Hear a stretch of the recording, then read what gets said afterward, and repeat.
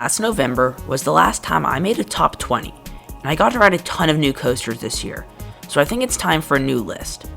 I wanted to quickly note that Magic Coasters has now been on YouTube for a little over 1 year. I never expected this thing to grow more than a few hundred subscribers, and I can't thank you all enough. I really appreciate you guys. Anyway, this list might be a bit controversial, but bear with me and argue with me in the comments. I want to hear your opinion.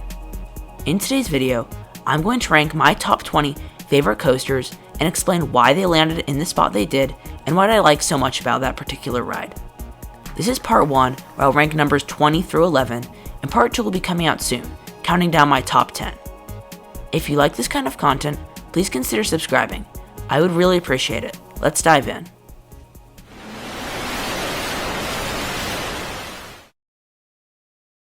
Number 20, Gold Striker at California's Great America. This ride is great, and is one of my favorite wooden coasters of all time. GCI knocked out of the park with this thing. The layout is super out of control and has an incredible sense of speed that is continuous throughout the entire ride. My two gripes for this ride is the boring setting, just plopped in the park without terrain or foliage, but mainly the roughness, which makes it difficult to marathon. Overall, this is an excellent ride, and make sure to get on it before California's Great America closes for good. Number 19 is Joker at Six Flags Discovery Kingdom. This coaster is barely talked about, probably because it's one of the weaker hybrids, and it's in a park that most people don't seem to visit. But that doesn't mean it's not a great ride. The inversions on this thing are incredible, and while the airtime isn't too crazy, it's still awesome, like on any RMC. The color scheme is actually one of my favorite things about this ride. The purple and green rails just look sick. Number 18, Xcelerator at Knott's Berry Farm. I was struggling to place this coaster because it's pretty different from anything else. It's a really short ride, but action-packed from start to finish, with what is still one of my favorite launches of all time. I swear I feel like my body is still in the station every time, and if you're riding in the front, you will feel all 83 miles per hour of this coaster to the fullest. Front row is the only way to go. What this ride has, it's incredible, but it's just too short to come in any higher on my list. Number 17 is Expedition GeForce at Holiday Park. This German coaster is excellent, but severely overrated. The airtime is great, and the sense of sustained speed and intensity is definitely a strong point. The setting is also gorgeous, featuring a ton of trees, but this ride has a bad rattle, and it's just a smaller, slower, and less impressive version of Millennium Force. Argue with me in the comments. Number 16 is RailBlazer at California's Great America. I think I have a newfound appreciation for RailBlazer after riding Wonder Woman at Magic Mountain.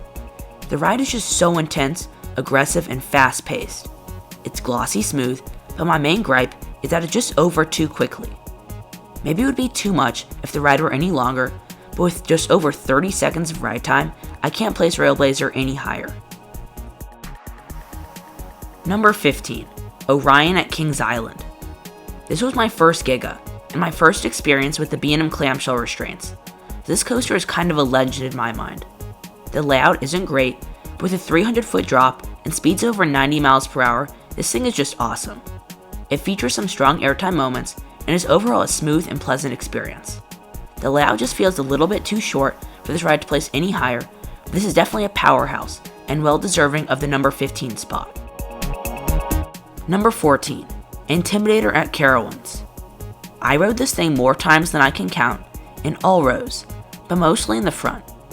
This ride is nothing but fun, not too intense, but very smooth, and overall a great experience that I could ride all day. We don't have any floater airtime on the west coast, so I rode this as much as I could. Intimidator is a ton of fun, but the layout is a bit basic, and the whole experience lacks intensity.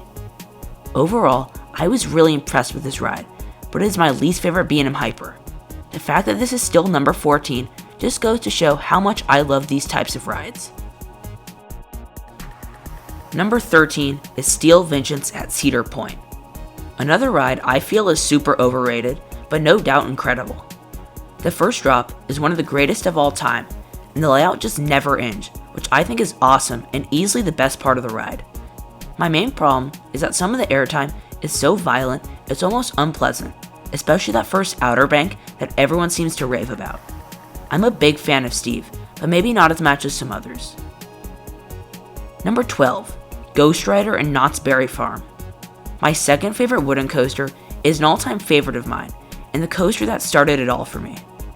A night ride on this beast is truly one for the history books, and that drop-off, what used to be the mid-course, is one of the greatest airtime moments of all time. The out-of-control feeling is real, but the ride remains smooth. The setting and slight lack of intensity is what bumps this ride out of my top 10. Being just plopped down in the parking lot isn't the best, but Ghost Rider is a classic and a must-ride for any enthusiast. Number 11, Intimidator 305 at King's Dominion. Despite coming in at number 11, this ride was a massive disappointment for me. I expected it to be at least a top 5 coaster, probably even number 1, but it wasn't even close.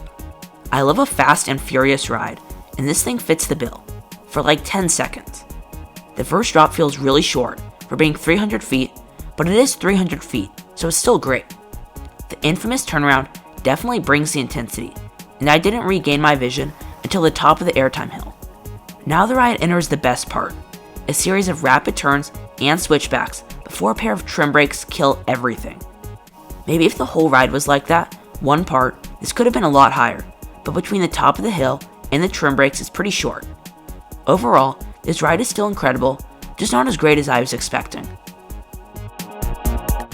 Alright folks, that's all for this video. This would be a crazy long one if I did the entire top 20, but expect that top 10 through 1 in the coming week. Thank you all so much for watching, and please leave your opinions in the comments. If you like this video, please consider subscribing, and I'll see you all in the next video. Thank you for watching.